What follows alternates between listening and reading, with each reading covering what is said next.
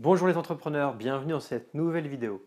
Ensemble, nous allons faire aujourd'hui le point sur les dépenses qui sont déductibles de votre chiffre d'affaires et de votre activité.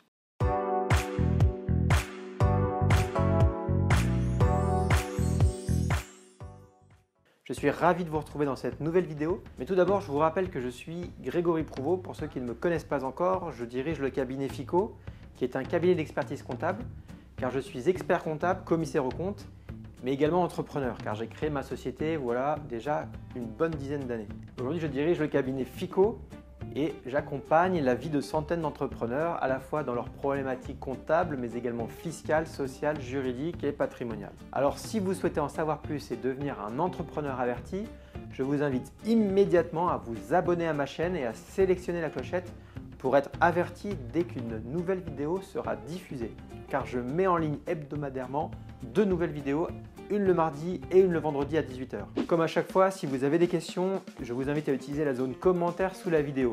Et si vous voulez profiter de tous les guides que je mets en téléchargement gratuit, je vous invite à visiter mon site internet gregoryprouveau.com.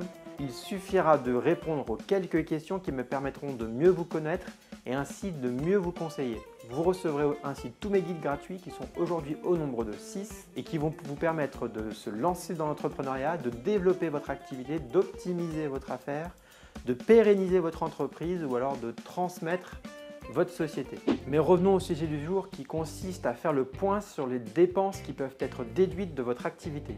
En effet, les dépenses qui peuvent se déduire de votre chiffre d'affaires pour écraser le résultat et donc payer moins d'impôts sur les sociétés sont des dépenses qui consistent à permettre à l'entreprise de travailler, d'avancer, de se développer, de se pérenniser. À ce titre, si vous engagez une dépense qui a pour objectif cela, cette charge sera entièrement déductible de votre résultat comptable. Notez cependant que quelques dépenses ne sont pas entièrement déductibles. Je pense notamment aux véhicules de société dont le prix dépasse un certain montant. Car pour ces véhicules, seule une partie du coût d'achat sera déductible. Ensuite, l'administration fiscale sera très sensible à faire le point sur les dépenses qui peuvent à la fois être du personnel ou du professionnel. Et c'est pour cela que vous devez absolument justifier que cette dépense est réellement professionnelle. Je pense notamment aux frais de restauration que vous pouvez engager lorsque vous invitez quelqu'un. L'administration fiscale sera sensible au fait que vous indiquiez au dos du ticket du restaurant avec qui vous avez mangé et de quelle société il appartient. Notez également que certaines dépenses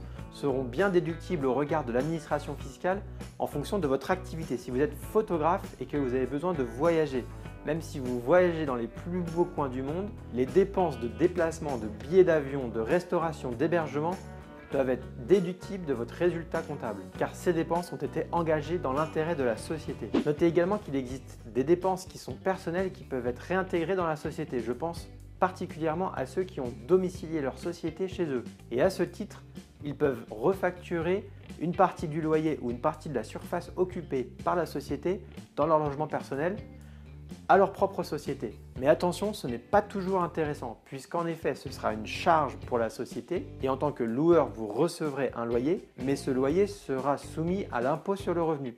Et si vous avez une fiscalité lourde, si votre taux marginal d'imposition sur le revenu est élevé, alors vous payerez beaucoup d'impôts. Sachez qu'il existe des dépenses également personnelles qui peuvent être entièrement ou en partie réintégrées dans la société. Encore une fois, si vous travaillez de chez vous, eh bien Internet que vous utilisez, l'électricité que vous utilisez, le chauffage que vous utilisez, le téléphone que vous utilisez à la maison peuvent être réintégrés pour tout ou partie dans la comptabilité de votre société.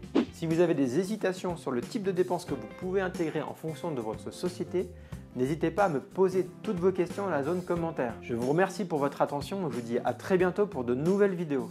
Au revoir.